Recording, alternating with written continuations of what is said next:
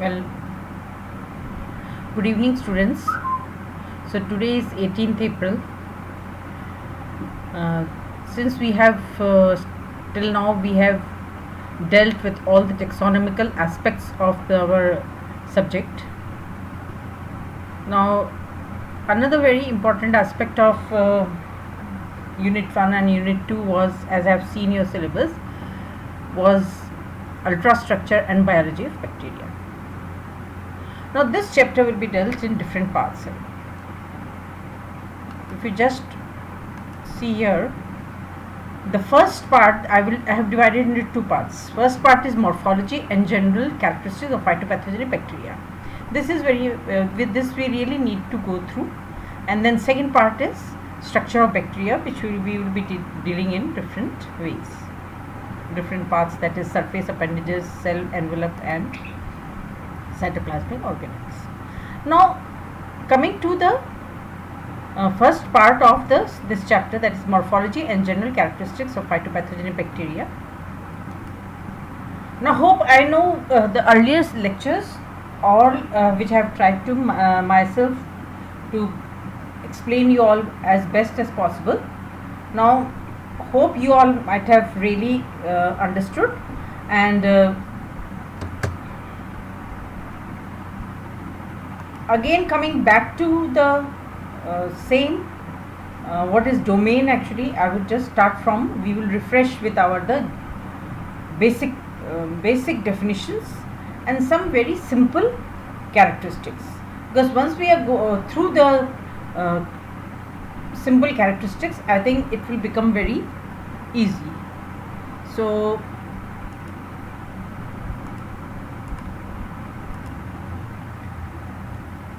this is a very simple very simple actually, if you see that how it has been all the classification which you already have done, but if we just go through point wise, I think then it will become very easy actually. So to make the things easy, I am first dealing with what is domain definition. In biology we already know what is domain, no? Which we have discussed in taxonomy, then again refreshing ourselves, again repeating. A domain refers to the largest of all groups in the classification of life. There are currently 3 agreed groups at this level. We all know this, we have studied this: the archaea domain, bacteria domain and eukarya domain. Now each domain contains a collection of organisms with similar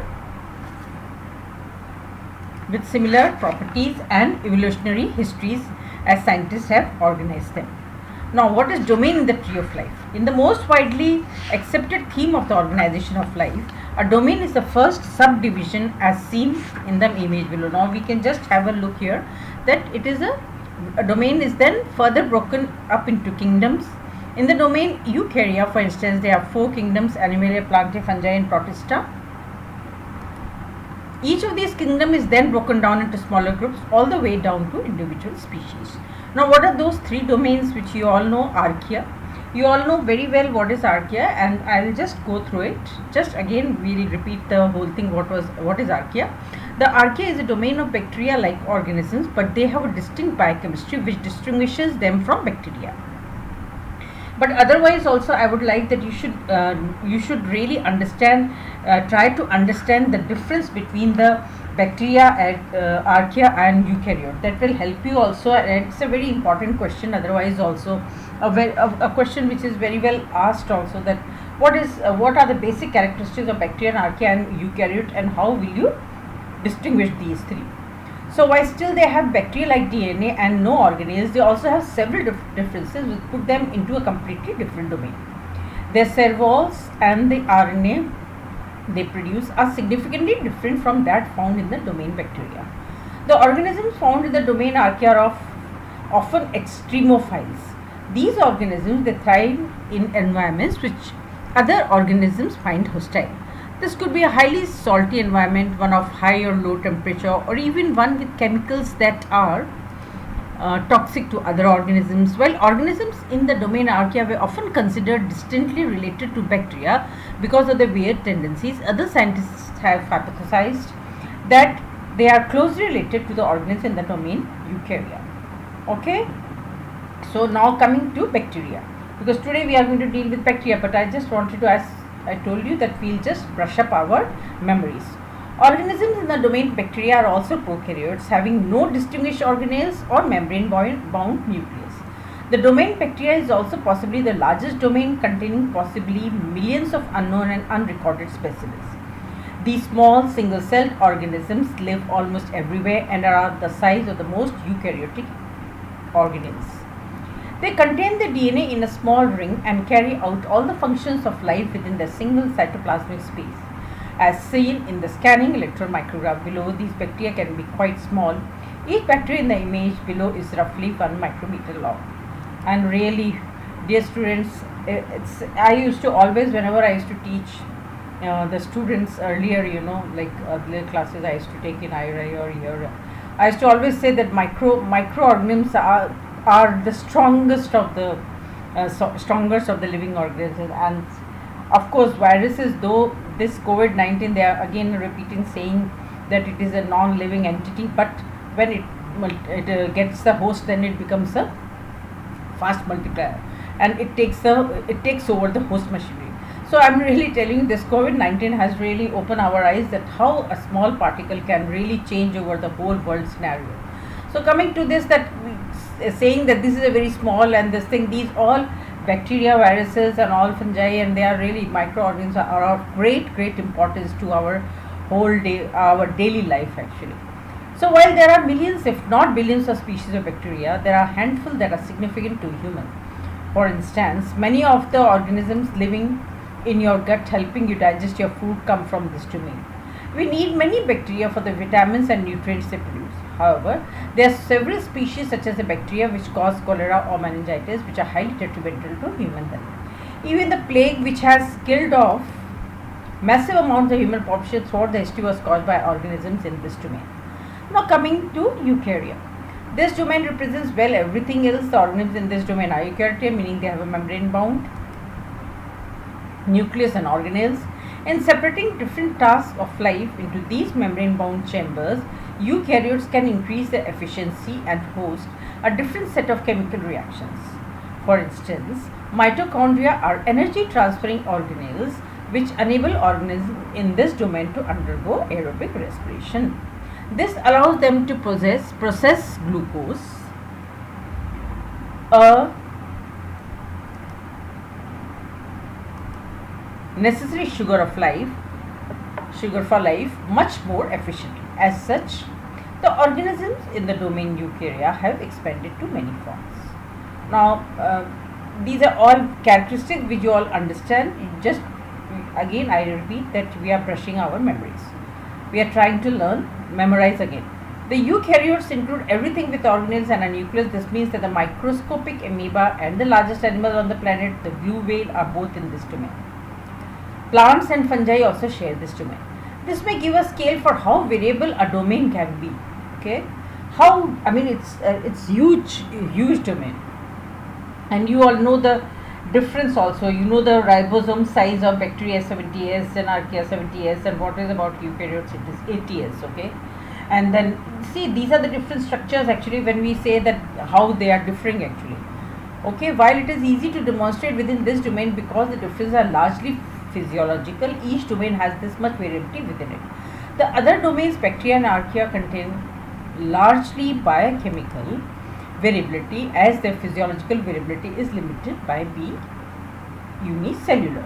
So coming back that there are basic characteristics which distinguish bacteria, archaea and eukaryote. For example, let us take, when we talk about the cellular configuration, bacteria is a prokaryotic, archaea is a prokaryotic, and eukaryote is eukaryotic. Nuclear membrane in bacteria absent, archaea absent, eukaryote present. Number of chromosomes in bacteria 1, in archaea 1, and eukaryote more than 1. And DNA covalently closed circular, plus means in bacteria it is there, archaea it is there, and in eukaryote linear. Histone proteins present? No. In bacteria it is not present, in archaea it is present, and eukaryote it is present. So archaea and eukaryote, they are similar for this particular histone protein. Now peptidoglycan in cell wall, in bacteria it is present, in archaea it is absent, and eukaryote absent. Then membrane lipids, ester linked glycerides, unbranched, saturated or monosaturated in bacteria. In archaea, Peptidoglycan in cell wall, as I said, absent, and membrane lipids in archaea are ether linked branched saturated. In eukaryotic, it is ether linked glycerides unbranched polyunsaturated. Then the ribosome size 70S in bacteria, archaea 70S, and eukaryote it is 80S. Mitochondria is absent in bacteria and archaea, and it is present in what? Eukaryotes. Chloroplasts are absent in bacteria and archaea and present in eukaryote. Cell membrane spherules absent in bacteria and archaea and present in eukaryote. Cytoplasmic streaming not seen in not in bacteria, minus in archaea but plus in eukaryote. Meiosis and mitosis absent in bacteria, in archaea, and present in eukaryotes. Okay, so amino acid initiating protein synthesis. So it is formyl methionine in bacteria, methionine in archaea, methionine in eukaryote. Transcription and translation coupled in bacteria, archaea, in bacteria it is plus in, I mean they are present both in bacteria and archaea but not in eukaryotes. Then protein synthesis inhibited by diphtheria toxin, bacteria minus, archaea plus, and eukaryote it is plus. Now sensitivity to streptomycin, linomycin and chloramphenicol, bacteria plus it is sensitive, archaea minus, eukaryote minus. So this is just a phylogenetic. Actually I was trying to just distinguish these three, and the three major domains of living organisms include archaea, bacteria, archaea. The comparative sequencing data of 16S or 18S rRNA revealed the relationship of the three domains. Archaea apparently are more closely related to eukarya than other bacteria, and eukarya consists of all eukaryotic cell types including protista, fungi, plants and animals. Okay, so this is just a relationship between the three. I would just want to come back to this. Scientists are constantly actually debating upon the and reorganizing the tree of life based on the new evidence. As I have already spoken then several different theory came into existence, and two existing theory can be seen in the way that there are three domain tree. This Carl Voisier, he gave us the bacteria and eukarya, and there was a two domain tree that here it is bacteria and eukarya, all this was on the one side. So always there had been a confusion in the 90, but of course this was cleared in 1990 when Carl Voisier and his associate they described this three domain system, which is seen, which I showed you in the last image. Now based on genetic and physiological information, the research concluded there were likely three main groups of life, with the archaea being more closely related to eukarya. I have already explained you this. This can be contrasted to Eocyte hypothesis, which posits that the eukarya arose as a subdivision of the archaea, blurring the lines between the groups. This hypothesis is also backed by genetic evidence. So it is unclear which hypothesis is clear, but of course presently we are following the three domain system. Now what are not included in the three domain system actually? Neither of the above approaches including viruses or prions in the classification scheme for life.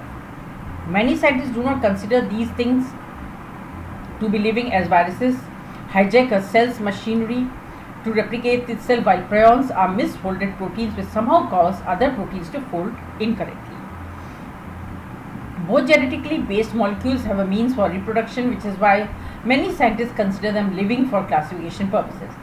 Several alternate theories including these groups into the domain system have been proposed, often creating new domains for each group. Different shapes of bacteria.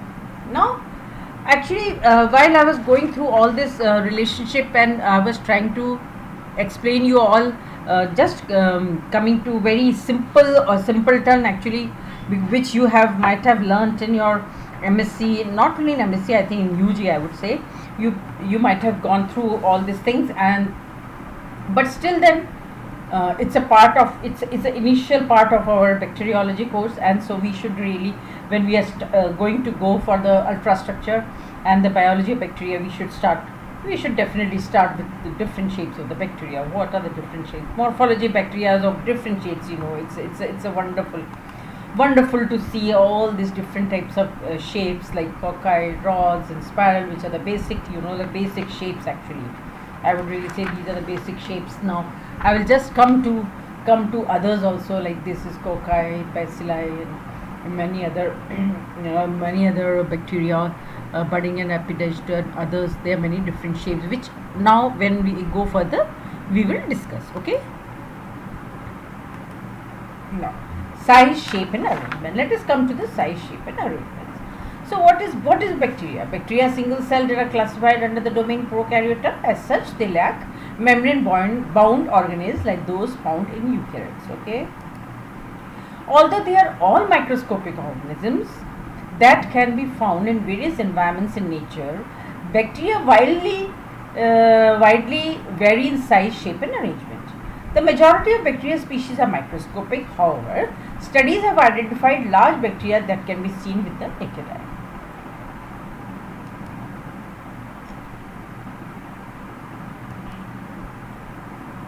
Again, the picture has come.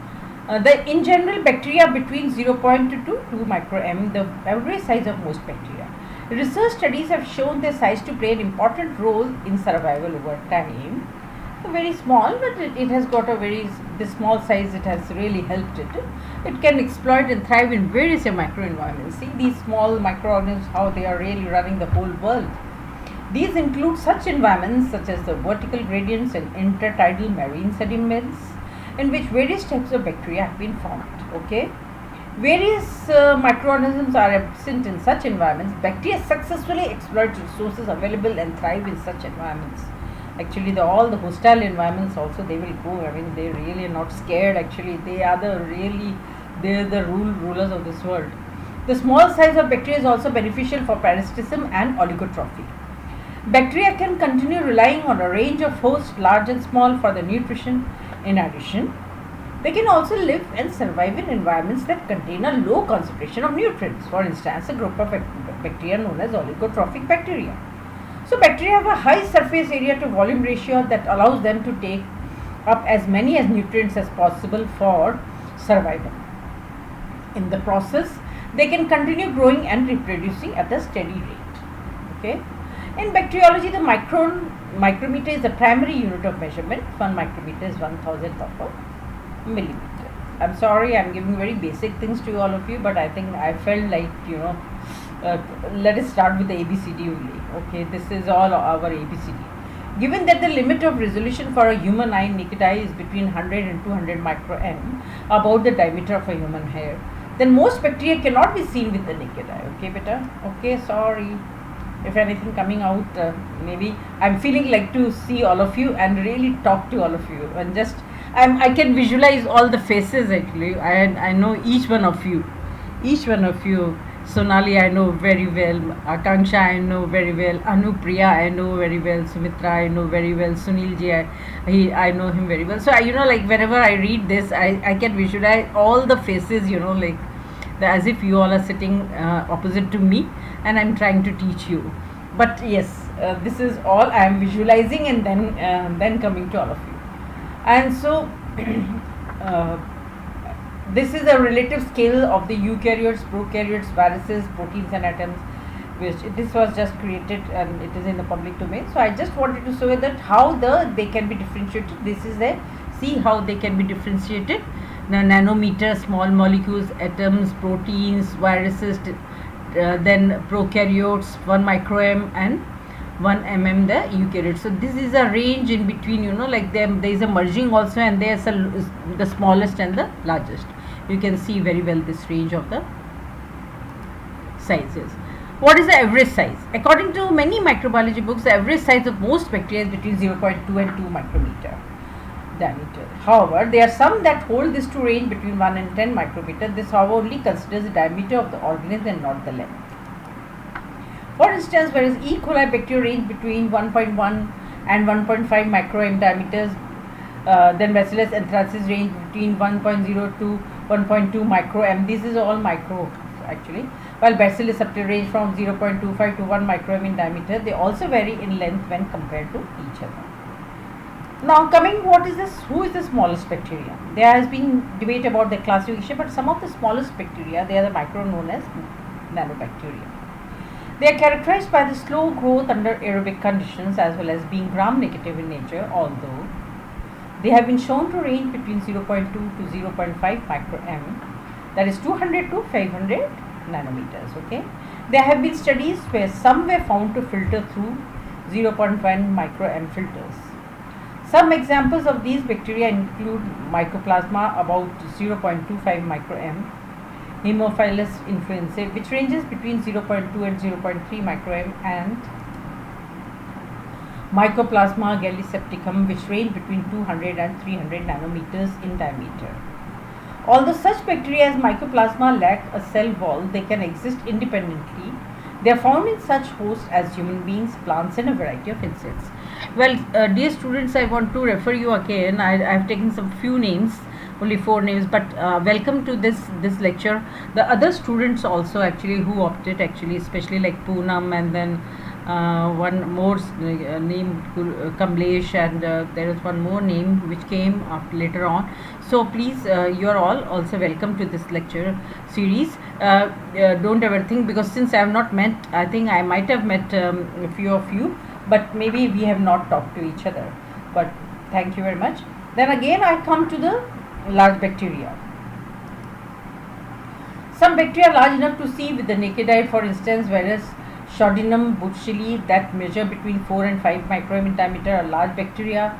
Thiomargerata namibiensis may grow to as large as 0.75 mm in diameter. This makes them some of the largest bacteria ever discovered. As such, they can be seen with the naked eye when they reach such sizes.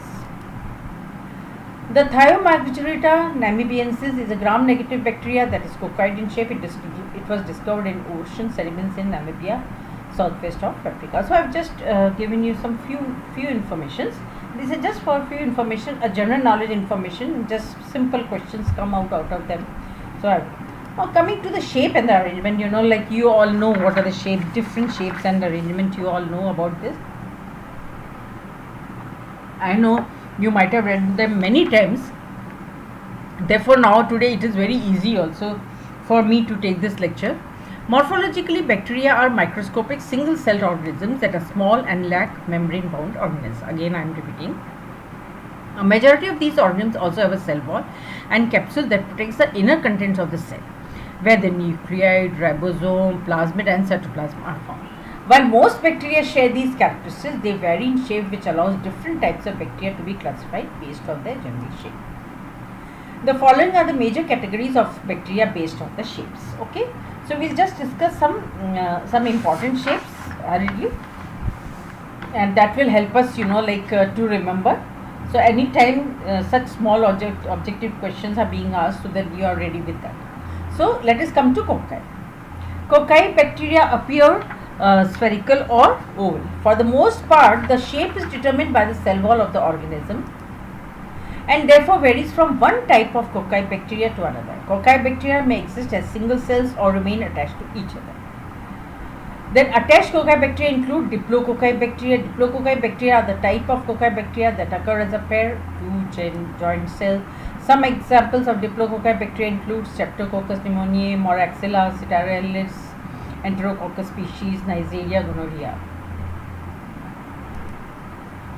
While some of these cells may be truly round shaped, others may appear elongated or bean shaped, kidney shaped. For instance, some Neisseria cells may appear round, while others are bean shaped when viewed under the microscope. Now, tetrad bacteria. Tetrad bacteria are arranged in groups of 4 cells. Following division, the cells remain attached and grow in this attachment. Common examples of tetrad bacteria include Pediococcus and Tetraginococcus. Then Sarcina bacteria. Sarcina bacteria occur in group of 8 cells. Unlike tetrads that divide into 2 planes, Sarcinae is produced through perpendicular plane division. Some of the characteristics which are associated with these bacteria include being strict anaerobes, gram-positive bacteria, and that measure between 1.5 and 3 micron. Examples of Sarcina bacteria include Sarcina aurantiaca and Sarcina lutea. Sarcina ventriculi. Now, streptococci bacteria. Now, what are the streptococcus bacteria? They are a type of bacteria that arrange in a chain form resembling chains. Most of these bacterial cells are also ovoid in shape and may form paired chains. As members of the family Streptococci, this group of bacteria is characterized by mean, non-volatile, gram-positive organisms. Examples of Streptococcus bacteria include Streptococcus pyogenes, Streptococcus pneumoniae, and Streptococcus mutans. Then we come to the Staphylococci bacteria. Staphylococci bacteria are a type of bacteria that form grape-like clusters. This type of arrangement is the result of division that occurs in two planes. Two of the main characters of these organisms are that they are immobile gram-positive bacteria. Students, I really want to tell you that these all shapes which I am discussing, they are visible in those figures and plates which I have given already earlier in this earlier part of the text. On that photographs you can see. Examples of Staphylococcus bacteria include Staphylococcus epidermidis, Staphylococcus hemolyticus, and Staphylococcus aureus. Staphylococcus capitis. Now coming to Bacillus bacteria rod shape. So Bacillus bacteria have the following traits. Generally when we say Bacillus, we immediately really come. Some of the names are very known to all of us and make us feel, okay, this must be bacteria. Okay. So they are all rod shaped, they form endospores, they are facultative anaerobes. Like cocci bacteria, Bacillus bacteria are also arranged differently, while some exist as single unattached cells. For example, Salmonella enterica subspecies, Bacillus cereus and Salmonella choleraceus, others are attached. The following are the different types of Bacillus arrangements. Diplobacilli, like Diplococci bacteria, Diplobacilli occurs in pairs. Following cell division, the two cells do not separate and continue existing as a pair. Examples of Diplobacilli bacteria include Coxiella burnetii, Klebsiella rhinoscleromatis, Moraxilla bovis. Then let us come to Streptobacilli. What are Streptobacilli bacteria? They occur as elongated chains. As such, they are the result of division on a single plane. Common example of Streptobacilli include Streptobacillus moniliformis, Streptobacillus livaditii, Streptobacillus felis, Streptobacillus Hongkongensis. So Streptobacillus hongkongensis. Then Coccibacilli bacteria, compared to other bacilli, Coccibacilli bacteria are what? They are shorter in length and thus appear stumpy. Example of Coccibacilli include Chlamydia trachomatis, Haemophilus influenzae. So palisades are another type of bacilli bacterium. Cell division of these bacteria results in a type of arrangement that resembles a picket fence. One of the best examples of palisades is a Corynebacterium diphtheria that is responsible for diphtheria. Unlike cocci and bacilli bacteria, some types of bacteria appear curved when viewed under the microscope. However, they vary in shape, making it possible to differentiate them from each other. These include Vibrio bacteria. Generally, Vibrio bacteria are comma shaped and thus not fully twisted. So they are curved. Example of Vibrio bacteria include Vibrio mygtili, Vibrio anguillarum, Vibrio parahemolyticus, Vibrio cholerae. So can I repeat again? Vibrio mygtili, Vibrio anguillarum, Vibrio or it can be said parahemolyticus, Vibrio cholerae. Then spirochete. Spirochetes are characterized by a helical shape. Spirochetes are also flexible and have been shown to produce mycelium. The movement involves the use of axial filaments, which is one of the distinguishing features between the bacteria and other types of bacteria. Axial filaments in spirochetes are located between the inner and outer membrane. They run along the length of bacteria and are responsible for the twisting motion of the organisms. Examples of spirochetes include Leptospira, Spirocheta, Treponema. Now we come to Spirilla bacteria. Like spirochetes, Spirilla bacteria possesses a helical shape. However, they are more rigid and having the typical flagella found in other types of bacteria. Some examples of Spirilla bacteria include Aquaspirillum, Campylobacter jejuni, Spirillum vinogradski, and Oceanospirillum. Other types of bacteria based on the shape. Some bacteria possess various odd shapes that distinguish them from other types of bacteria. These include rectangular bacteria. They appear rectangular in shape like Haloarcula, Meris mortui. Star-shaped bacteria look like stars. Star-shaped, for example, Stella humosa. Haloarcula triangular. Pleomorphic bacteria, bacteria with the ability to change the shape and size in different environments. For example, Mycoplasma pneumonia. Stalked bacteria, these include such bacteria as Caulobacter crescentus that possesses a stalk on one end of the cell. So to memorize again, let us memorize again. So to memorize again, spherical example of spherical shape, Micrococcus. Rod bacilliform, cylindrical straight rod, E. coli and Bacillus. Then curved rod, comma shaped Vibrio. Flexible rod, Cytophaga. Helical, Spirillum. Coroniform, kidney shaped, Clavibacter. Fusiform, Fusibacterium fusiformis. Then bifidoform bacterium, this should be in the capital. Then star shaped, Ancylomicrobium. Dichotomously branched, Gallionella.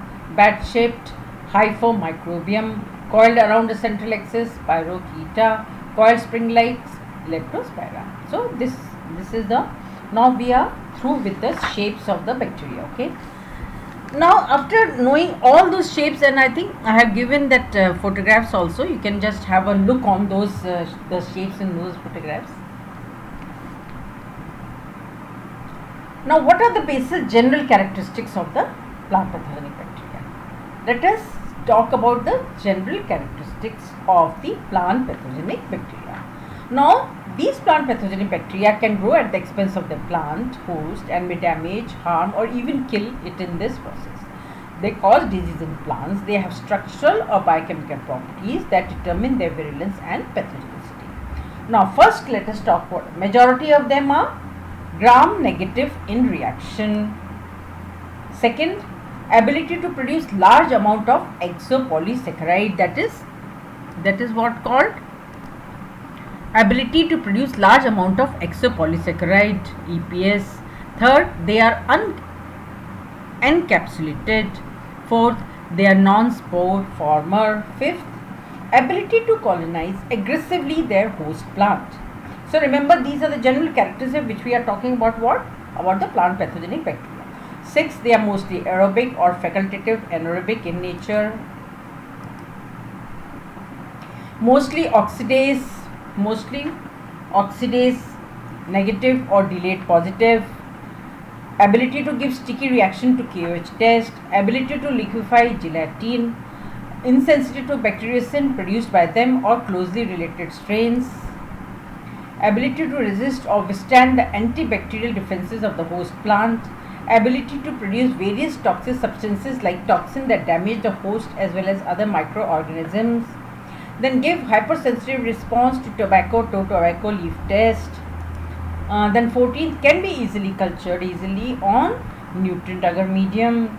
Then growth is mostly favored by neutral to slightly acidic pH. Then the optimum temperature requirement is around 20 degrees Celsius. Then 17th point, the visible colony appeared on nutrient agar at 24 to 48 hours of incubation. All these are very they are important points. You should always remember them. Okay, that's why I'm speaking them, because they are very simple questions, but they are simple questions being asked in very different way. The phytopathogenic bacteria are host specific, though many bacteria are having wide host range.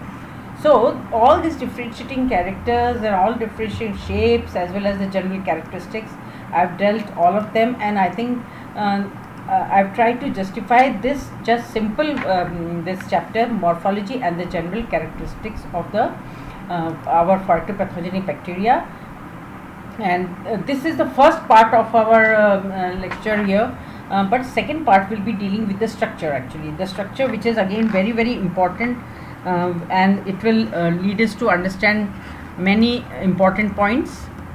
Okay, now dear students, I really want to also add to it one very important table, and that is actually the authority and type species of the plant associated bacterial genera, because this is purposely I am giving, because we will these are the very important important species, because they are generally attached with the plant pathogenic bacteria. So with the plants, actually our crops. So first is Acetobacter, type species what? Acetobacter aceti, and authority is Beijering, and year is 1898. So Acidovorax avinae, it will be the year, this thing is 1990.